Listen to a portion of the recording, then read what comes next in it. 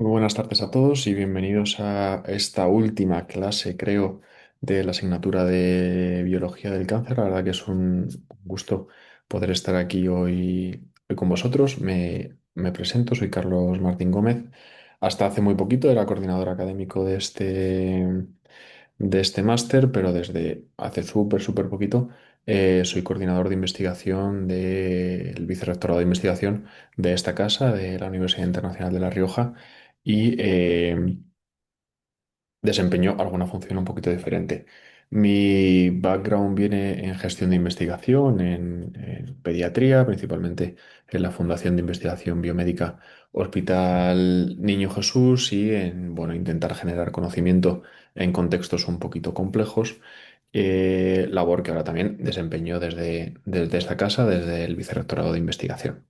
La clase de hoy es una clase que tiene un porcentaje de historia y luego me gustaría, si queréis, que comentemos un poquito, porque la legislación que tenemos a día de hoy en cuanto a consentimientos informados y manejos de la información parece que va a cambiar mucho, ¿no? Lo vamos a ver a lo largo de la clase, pero parece que va a cambiar mucho en breve. Lo único que todavía no tengo mucha información que daros por la que la legislación se tiene que aterrizar.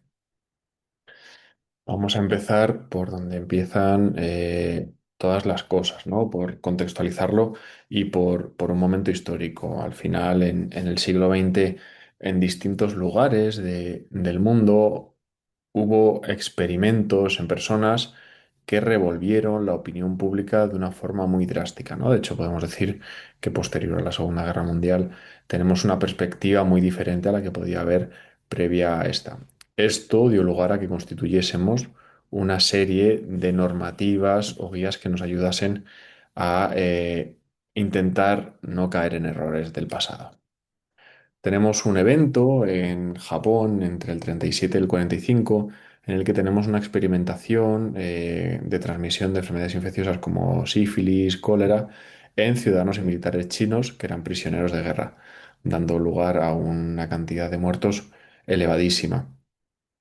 Posteriormente, tenemos seguramente el evento que sea más conocido, tenemos la Segunda Guerra Mundial con las consecuencias de la investigación que hicieron los nazis en Alemania, ¿no? Que deriva en un juicio de esta cúpula nazi, el juicio de Nuremberg entre el 45 y el 46, en el que justifican el bien común de los soldados y ciudadanos alemanes, aunque los jueces entendieron que no podían anteponer el bien común a la vida de las personas, ¿no? Para la cúpula alemana daba igual cuál fuese el medio, ya que el fin de proteger a los soldados y ciudadanía alemana justificaba cualquier tipo de acción que se llevase a cabo, cosa que a ojos de hoy puede parecer que evidente que no sea así, pero en ese momento es el primer momento histórico en el que se determina que no debemos justificar el bien común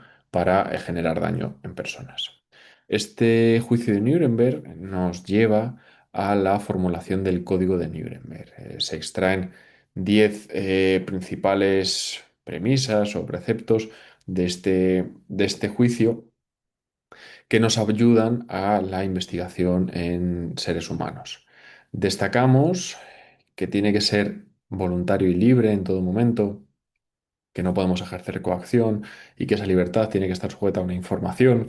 Posteriormente se aterrizará que el experimento debe ser tal que dé resultados provechosos para el beneficio de la sociedad, ¿no? Nos habla de ese argumento que utilizaron los nazis, pero no es únicamente ese argumento, ¿no? Sino que tenemos que extraer contenido que nos sirva de beneficio para toda la sociedad, que tiene que existir investigación previa en animales que justifique el experimento, esto debido a los procesos de investigación que se dieron en estos años, en los que a lo mejor alguien tenía una idea, un día lúcido y decidía experimentar en personas sin ningún tipo de antecedente, llevando a una serie de perjuicios para las personas completamente desmedidos, lleva a que Nuremberg incluya este punto.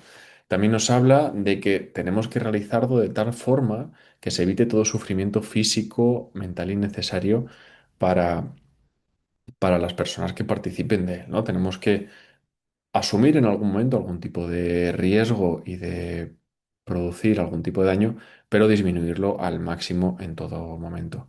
También saber que tenemos que proteger a la persona en experimentación contra posibles daños, ¿no? Esto a día de hoy lo articulamos como seguros de responsabilidad, de cobertura de daños, pero Jack Nuremberg nos introduce que tenemos que minimizar al máximo la potencialidad de daño en la que incurrimos y que si éste se produce tenemos que subsanarlo de alguna manera.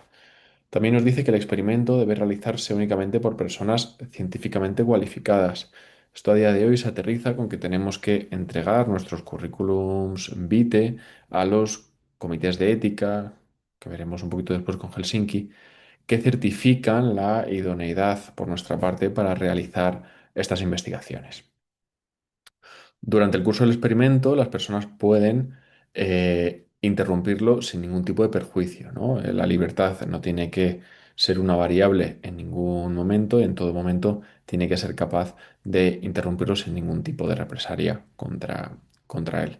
Este código establece los principios de investigación en países centroeuropeos, pero la capacidad de repercusión que tuvo fue muy, muy limitada.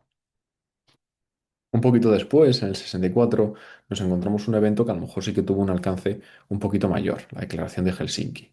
La Asociación Médica Mundial, en la 18ª vez que se reúne, en el 64, promulga, formula esta Declaración de Helsinki, en la que primero distingue tipos de investigación, la que se realiza con fines terapéuticos y la que no se realiza con fines terapéuticos, la básica, ¿no? A día de hoy sabemos que tenemos esos tres tipos de investigación que tienen connotaciones muy, muy diferentes e incorpora al Código de Nuremberg normas éticas que se proclamaron en Ginebra en el 48 que se van remodelando a lo largo de las sucesivas versiones.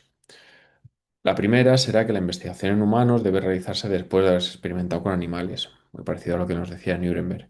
Establece la preparación de los investigadores. En este caso, nos la aterriza de forma que posteriormente nos dice que tiene que existir un protocolo con fines y métodos de estudio validado por un comité independiente. Y será este comité independiente el que tenga que evaluar la preparación de los investigadores. También tendrá en cuenta los intereses de la persona que están por encima de los de la ciencia. En todo momento, una persona eh, por ser persona, está por encima de cualquier tipo de interés potencial que pueda derivarse de una actividad científica. El consentimiento, que aparte de ser voluntario, tiene que ser informado, teniendo especial atención a personas con una capacidad de consentimiento o de información limitada. Tenemos que poner el foco en la entrega de información y en el proceso de entrega de información a las personas, más allá de no ejercer coacción, ¿no? Hay veces que cuando hacemos investigación hacemos un proceso de consentimiento informado muy malo, ¿no? En mi experiencia se hace un consentimiento errado y fraudulento en el que no tenemos en cuenta los tiempos de la persona. Un consentimiento informado o un asentimiento en base a una información previa no es la entrega de un documento y pedirle que lo firme tras haberlo leído durante 2 minutos, sino que es un proceso, vamos a decir, casi de diálogo en el que establecemos una comunicación formal a través de un documento y que cumplimentamos con cualquier tipo de información que nos reclame la persona para percibir que tiene toda la información necesaria para hacer una toma de decisión voluntaria y libre y en base a eso consentir de forma escrita. Recordamos que el consentimiento en investigación se tiene que hacer de forma escrita. También Helsinki nos dice que se tiene que proporcionar a todos los sujetos del ensayo el mejor tratamiento posible, ¿no? No podemos hacer comparaciones con tratamientos obsoletos o con tratamientos que han demostrado un daño o un nivel de efectividad limitado, sino que tenemos que, en el caso de que pongamos un grupo control con tratamiento, este tratamiento tiene que ser el mejor posible que ofrezca la literatura. Helsinki también nos obliga a publicar los resultados por intentar minimizar daño a las personas, minimizar costes y que todo aprendizaje se extrapole a todo el mundo. ¿Alguna duda hasta aquí? Ya nos lo conocíamos, Fanny. No nos lo conocíamos.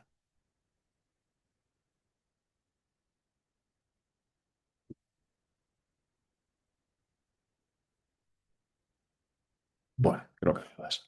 Vale, Helsinki en 2024 ha sufrido alguna actualización y respecto, por ejemplo, a la participación de la comunidad y respeto por los participantes, reemplaza el término sujetos por participantes, promueve la inclusión de las comunidades en el diseño y desarrollo de la investigación, ¿no? Todo el nivel poblacional lo hace partícipe, protege las poblaciones vulnerables, reconoce vulnerabilidad contextual o cambiante, ¿no? No tiene por qué ser una incapacidad permanente y establece criterios para equilibrar la inclusión de poblaciones vulnerables con su protección.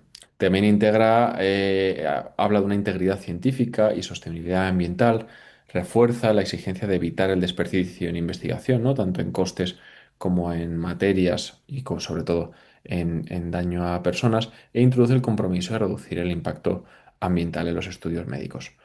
Dentro del uso de datos y biobancos, que esto lo veremos ahora un poquito después, porque la legislación está muy cambiante, por lo menos aquí en Europa, actualiza la normativa sobre consentimiento informado en recolección y uso de datos biológicos e incorpora la referencia de la Declaración de Taipei para regular bases de datos y biobancos.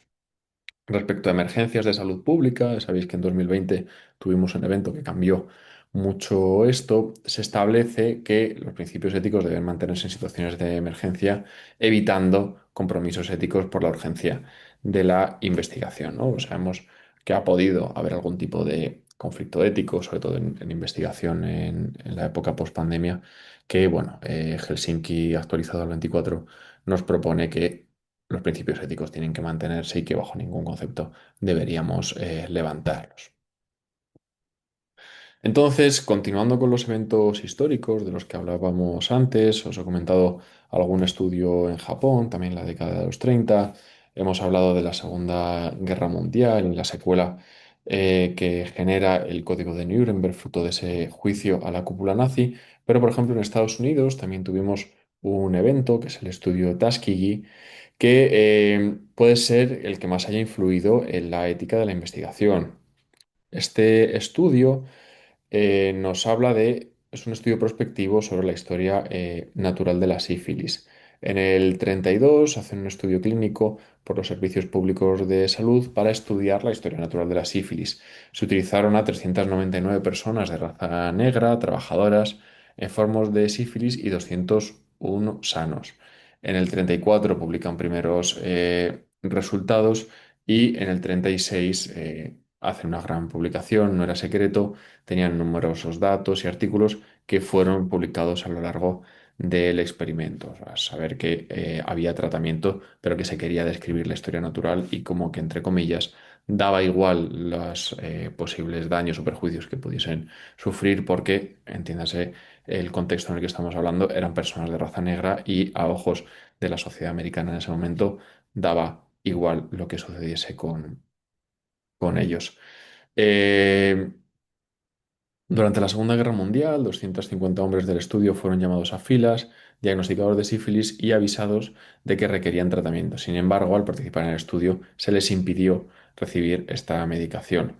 En el 72 aparece esta noticia en el Washington Star y al día siguiente en la portada del New York Times, a consecuencia de la protesta pública en 1972, un grupo consultor determinó que el estudio no tenía justificación médica y ordenó su fin, ¿no? Podemos ver que teníamos ya la penicilina como arsenal terapéutico y que en una evaluación clínica rutinaria que les hicieron para participar en la Segunda Guerra Mundial, les ofrecieron ese tratamiento y se les negó porque querían describir de una forma detallada cómo evolucionaba la sífilis en esta población.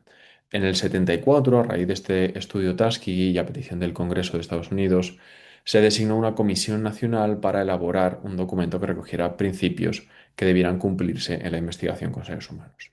En el 78 se publica el informe Belmont, en el que se definen los principios básicos de bioética y que tendremos que manejar eh, en casi todas las situaciones y que siguen bastante vigentes, aunque la legislación esté cambiante.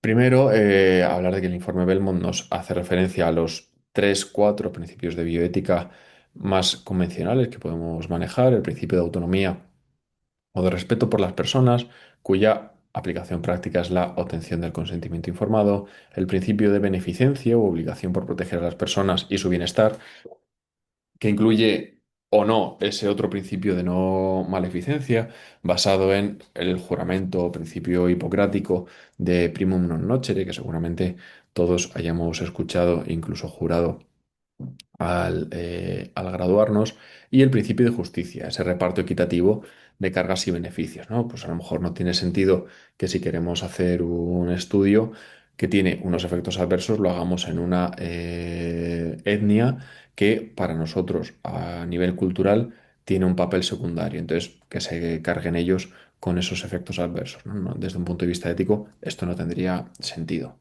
Posteriormente, tenemos otro evento histórico, que es el Convenio de Oviedo, que tampoco introduce grandes diferencias respecto al informe de Belmont. Este convenio para la protección de los derechos humanos y la dignidad del ser humano con respecto a las aplicaciones de la biología y la medicina. Es el convenio sobre los derechos humanos y la biomedicina. Los Estados miembros del Consejo de Europa y los demás estados de la Comunidad Europea lo formulan en Oviedo en 1997 y el ordenamiento jurídico español lo aterriza con el rango de ley en enero del 2000. Este convenio tiene algunos artículos que son de interesante lectura y que tendríamos que aplicar en todo momento. El artículo 15 es una regla general que nos dice que la investigación científica en el ámbito de la biología y la medicina se efectuará libremente garantizando la protección al ser humano. Nada diferente a lo que nos decía Helsinki. El artículo 16, la protección de las personas que se presten a un experimento, no podrá hacerse ningún experimento con una persona a menos que no exista método alternativo, los riesgos no sean desproporcionados, que el experimento haya sido aprobado por autoridad competente, que la persona esté informada de sus derechos, que el consentimiento se haya otorgado por escrito y que este consentimiento podrá ser libremente retirado en todo momento. Está bien estructurado, tiene sentido, pero no añade nada diferente a lo que veíamos antes con Helsinki. El artículo 17 nos habla de la protección de las personas que no tengan capacidad para expresar su consentimiento a un experimento y solo se podrá hacer este cuando se cumplan condiciones enunciadas en el artículo previo, el resultado sea beneficioso directamente para su salud, ¿no? Que puede ser el argumento principal que utilicemos principalmente con menores y con personas incapaces, que la eficacia sea mayor en estas personas que en otras que puedan consentir, que hayan autorizado su inclusión tutores o personas responsables del incapaz y que la persona no exprese su rechazo del mismo. Con esto llegamos a los principales cuatro documentos que regulan la investigación en medicina. El Código de Nuremberg, fruto del juicio de Nuremberg, y yo creo que si nos hacemos una imagen de todo lo sucedido en aquel periodo, es muy fácil que aterricemos la necesidad de esos principios para intentar no incurrir otra vez a nivel de sociedad histórico en algún tipo de mala práctica. Posteriormente, tenemos a Helsinki, que ya tiene un poquito más de repercusión mundial y nos estructura alguna figura un poquito más concreta. El informe Belmont ya nos habla de principios de bioética en base a unos acontecimientos bastante duros y a nivel europeo se aterriza y se estructura para que luego los países generen una legislación concreta uno por uno en formato del Convenio de Oviedo. ¿Alguna duda hasta aquí?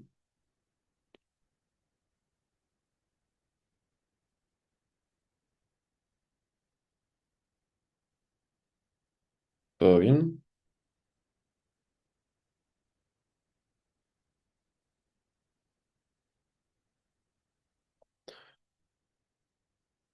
Perfecto, pues vamos a continuar.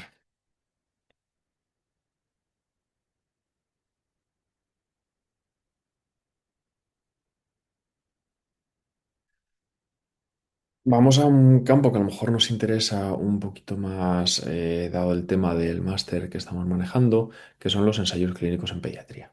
La Agencia Europea del Medicamento cifra en más de un 50% los medicamentos utilizados en niños en la Unión Europea que no están evaluados ni utilizados para el uso en este grupo de población.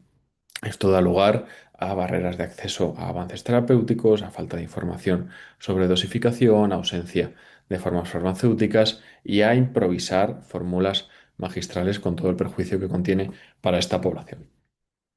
En Estados Unidos, en el 97 y en el 98, salen unas normativas que obligan a presentar un expediente de solicitud de comercialización a la vez para niños y adultos, ¿no? Intentando presionar de esta manera a las farmacéuticas, principalmente a las farmacéuticas, para que los procesos se den paralelos en adultos y en niños a sabiendas de que la rentabilidad en pediatría puede ser inferior y establecen un mayor periodo de protección a la patente en el caso de que esto lo hagan para intentar fomentar que se desarrollen también estándares en niños. En Europa, la Ley Comunitaria de Medicamentos Pediátricos, hecha en 2007, tiene como objetivos regular medicamentos administrados a niños solo si hay investigación de calidad y ensayos clínicos y estos están debidamente autorizados, utilizar ensayos clínicos pediátricos completamente transparentes, mejorar información sobre utilización de medicamentos destinados a niños y proteger a los niños contra pruebas clínicas inútiles.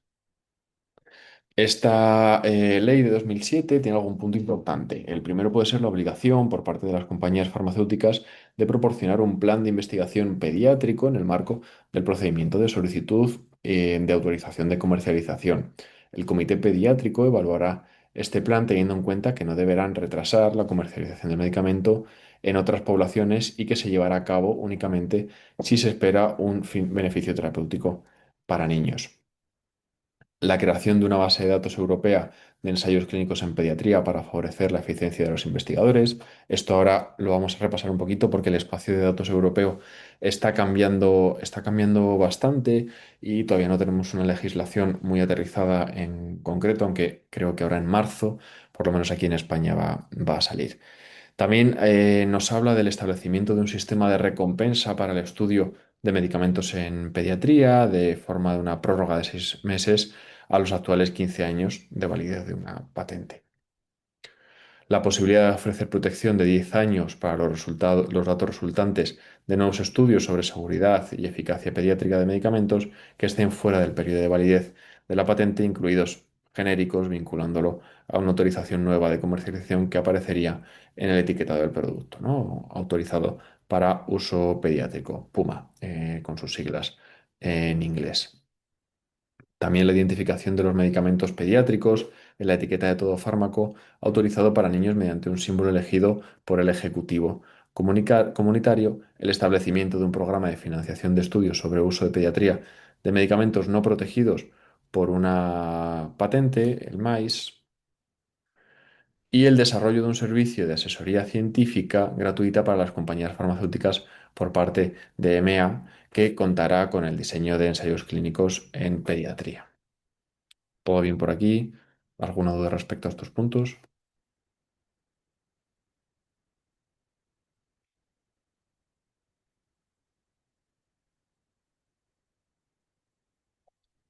De acuerdo, ahora vamos a hacer un pequeño y rápido repaso a las legislaciones que pueden ser interesantes de cara principalmente a España.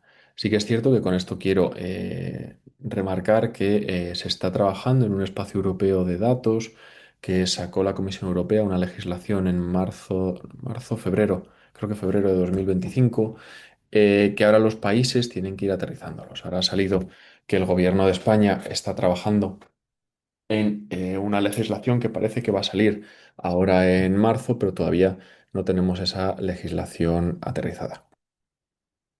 ¿Qué leyes aplican a los ensayos clínicos hasta hoy? La Ley Orgánica 3/2018, que habla de la protección de datos personales y garantía de derechos digitales. Tenemos grandes penas que persiguen esta legislación y a día de hoy, con todos los sistemas digitales que están emergiendo casi cada día, tenemos que tener muchísimo cuidado y por eso sale legislación nueva ahora en marzo. En 2004, la Orden 730 para la realización de estudios post-autorización de tipo observacional en la Comunidad de Madrid, un poquito más en local. La Ley 41/2002 del 14 de noviembre, que es la reguladora de la autonomía del paciente y derechos y obligaciones en materia de información y documentación, lo que hablábamos de Helsinki y el convenio de Oviedo, formulados el convenio de Oviedo en el 97 con la ley de investigación en el 2000, en el 2002 vemos aterrizada la Ley Básica de Regulación de la Autonomía y Derechos y Obligaciones en materia de información. Posterior a eso tenemos la Orden SAS en las 3741 del 2009, en el que tenemos directrices sobre estudios posautorización de tipo observacional para medicamentos de uso humano. En el 2015 tenemos el Real Decreto del 4 de diciembre por el que se regulan los ensayos clínicos con medicamentos, comités de ética de investigación con medicamentos y el Registro Español de Estudios Clínicos. Un poquito antes, en el 2007, tenemos la Ley 14 del 13 de julio de investigación biomédica y el Real Decreto 1344 de 2007 del 11 de octubre por el que se regula la farmacovigilancia de medicamentos en el uso humano. ¿Alguna duda con estas legislaciones o os gustaría que viésemos alguna en concreto?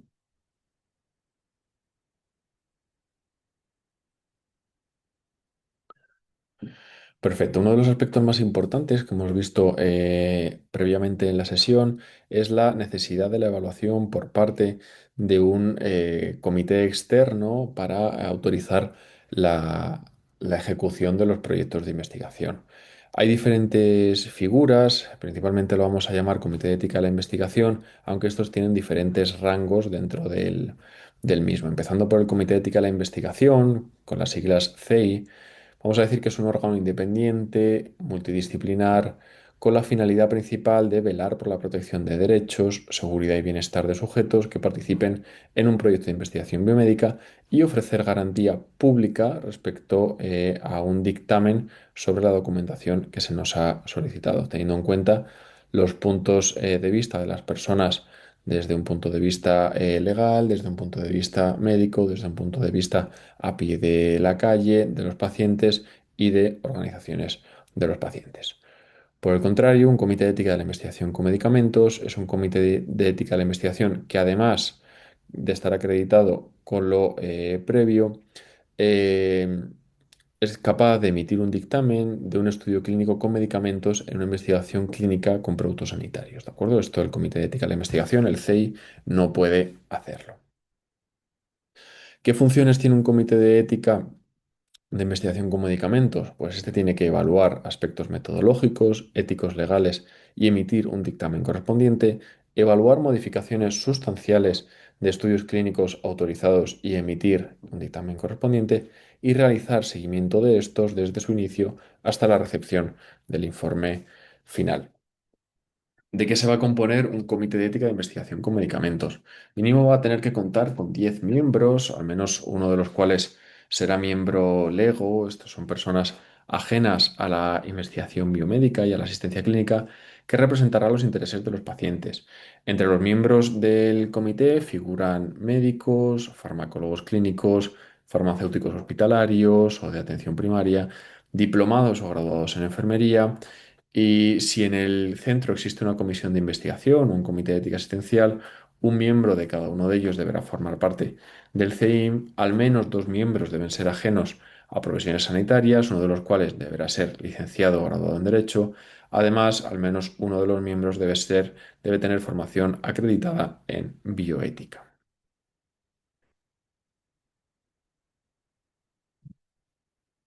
¿Qué partes o qué estructuras tenemos que entregar de cara a los comités de ética con investigación con medicamentos? Primero, en la EMS, ¿no? Tendremos que entregar la documentación que nos permita la valoración del riesgo del ensayo, el protocolo, el manual del investigador o la ficha técnica del medicamento y el asesoramiento científico y plan de investigación pediátrica. En segunda instancia, tendremos que incluir los procedimientos de reclutamiento de sujetos, las hojas de información, consentimiento y protección de datos personales, la idoneidad de investigadores e instalaciones, la prueba de la cobertura de seguro o garantía financiera de ejecución del mismo, aunque siempre nos solicitan la prueba de la cobertura, cumplimiento de requisitos de muestras biológicas y la memoria económica única, incluyendo compensaciones a sujetos. ¿Cuándo podemos realizar ensayos clínicos con menores? Pues en base a la legislación que tenemos vigente, solo podremos realizar un ensayo clínico en menores si, además de las condiciones establecidas en los artículos 3 y 4 del Real Decreto, Se cumplen todas las que se enumeran en el artículo 32 del Reglamento de la Unión Europea de 2014 del Parlamento Europeo del 16 de abril de 2014. El CEIM, que se encargue de evaluar la parte 2 del informe de evaluación de un ensayo clínico con menores, debe contar entre sus miembros con expertos en pediatría o haber recabado asesoramiento sobre cuestiones clínicas, éticas y psicosociales en el ámbito de la pediatría. Además, será necesario la obtención de un consentimiento informado previo de los padres que no estuvieran privados de la patria potestad o del representante legal del menor a quien debería oírse si siendo menor de 12 años tuviera suficiente juicio. El documento de consentimiento informado de los padres será válido siempre que vaya firmado por uno de los que el consentimiento, por uno de ellos con el consentimiento expreso o tácito del otro que debe quedar completamente documentado. ¿De acuerdo? Tenemos muchos problemas con este tipo de registro de ambos progenitores. Cuando las condiciones del sujeto lo permitan y, en todo caso, cuando el menor tenga 12 o más años, deberá prestar además su consentimiento para participar en el ensayo. ¿De acuerdo? Es importante que obtengamos el asentimiento del menor para la participación del estudio. El comité de ética va a hacer una evaluación basada en los principios que nos traía la declaración del Helsinki y sobre todo el informe Belmont.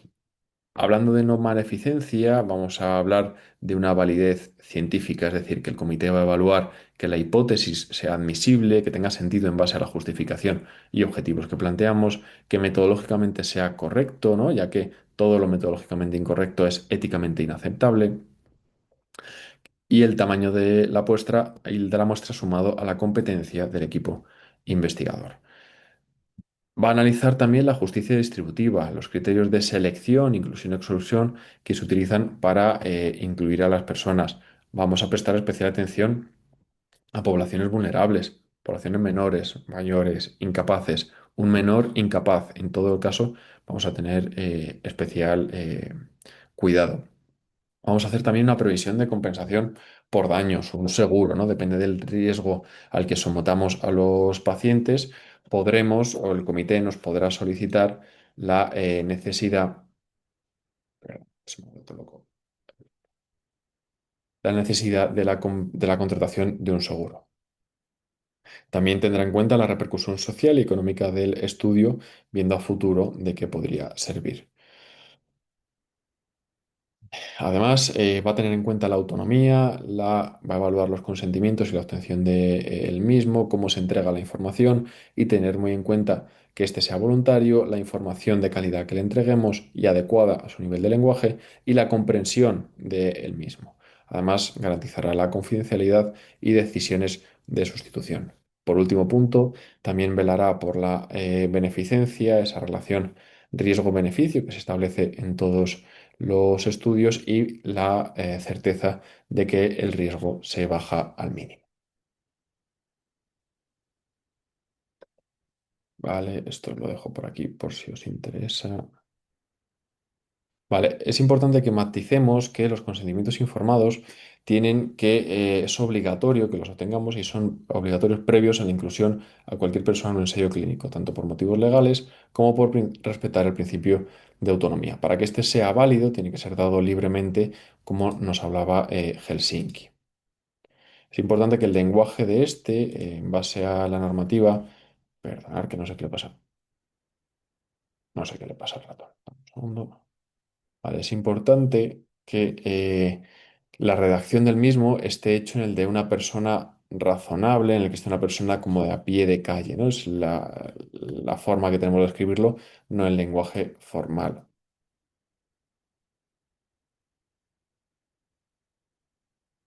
Vale, os dejo un poco la estructura que tendría que tener esta hoja de información. Recordamos que siempre tiene que estar el lenguaje adecuado a una persona de pie de calle, que cualquiera pudiese entenderlo, ¿no? Yo la expresión que suelo utilizar es que mi abuela pueda entenderlo, ¿no? Si mi abuela yo se lo doy a leer y ella es capaz de entenderlo, estaríamos hablando de alguien que cualquiera a pie de calle podría comprender.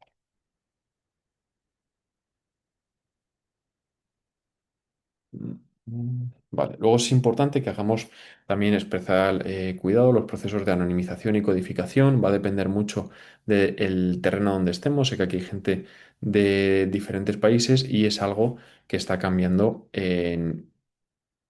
recientemente. ¿Alguna duda con esto?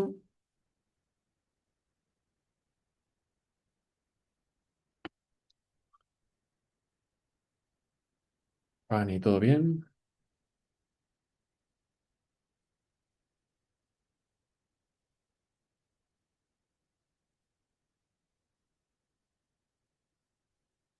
Vale, ahora quería, para finalizar la clase, que nos quedan 5 minutitos, perdonadme si he ido un poquito rápido, porque quería también introducir un nuevo marco que se está formando a nivel europeo, que puede ser el precursor de nuevas legislaciones, ¿no? Como os comentaba, en febrero, si no me equivoco, de 2025, la Comisión Europea lanza el Espacio Europeo de Datos, esperando que sea una legislación que se aterrice en todos los países, que se fundamenta en un conjunto de objetivos interconectados que buscan transformar la gestión sanitaria europea, equilibrando el empoderamiento individual con el beneficio social colectivo y la armonización del mercado técnico, ¿no? Intenta establecer el máximo número de sinergias posibles. ¿Cuáles son los objetivos principales que nos habla el Espacio Europeo de Datos? El primero es intentar empoderar y dar control al ciudadano, que esos datos de uso primario clínicos sean más accesibles, que tengamos el control sobre ellos, que podamos acceder de una forma inmediata y gratuita, que puedan ser portables y transfronterizos, ¿no? Este problema que tenemos con las historias clínicas a día de hoy, que suerte el que la tenga en digital, pero seguramente el que la tenga en digital la tenga en su país, digo en su país, en su hospital, en un servidor que pueda ser como un llavero que llevemos a todos lados, la capacidad de incluir datos complementarios, ¿no? Que complementa toda la historia clínica y personal de las personas. También este espacio europeo tiene como objetivo el impulso de la investigación y la salud pública. Nos habla este espacio de unos datos de uso secundario en el que tiene un objetivo de gran calado social, que es permitir el uso secundario de esos datos primarios que se han obtenido para fines que beneficien a la sociedad. Tiene algún fin permitido que, bueno, destaca que los datos deben servir para investigación científica, innovación, formulación de políticas, seguridad del paciente y respuesta ante amenazas transfronterizas y pandemias, ¿no? Nos habla de que estos procesos de obtención de información exclusivamente a través de los procesos que conocíamos hasta ahora, pues puede que cambien. Todavía no se ha aterrizado a nivel local cómo se va a regular esos aspectos éticos y legales. También obliga a los tenedores de estos datos a poner a disposición determinadas categorías de datos para los usuarios autorizados bajo salvaguardas de pseudonimización. Esto nos viene a decir que los datos van a estar estructurados en algún tipo de repositorio digital, pero en función del permiso que tengamos, vamos a tener capacidad de acceder a él o no. Y también este espacio europeo de datos nos habla eh, por penúltima instancia, del crecimiento de un mercado interior para la salud digital, intentando generar un marco técnico uniforme, eliminar barreras y fortaleciendo la Unión Europea en salud, definiéndose así como una pieza clave para la Unión Europea de una salud fuerte y resiliente, ¿no? Que esté completamente conectada. Y por último, todos estos puntos alimentan este objetivo de un fortalecimiento de la Unión Europea. Esta es una legislación que, si no me equivoco, ahora por ejemplo en España se va a aterrizar a nivel en marzo, una legislación que todavía no conocemos, pero que nos va a cambiar seguramente los procesos de obtención de consentimiento, de obtención de información y que va a conllevar algún tipo de conflicto ético y legal que tendremos que vigilar. Espero que os lo podamos contar pronto. Si tenéis alguna duda, me quedo por aquí un minutito. Si no, finalizamos la sesión. Muchísimas gracias y espero que hayáis disfrutado de esta asignatura y que la experiencia en UNIR esté siendo buena. Muchísimas gracias a todos.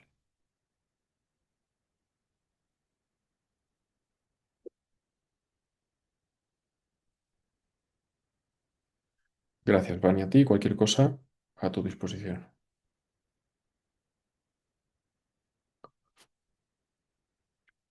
Pues si no hay dudas, un abrazo a todos, que vaya muy bien.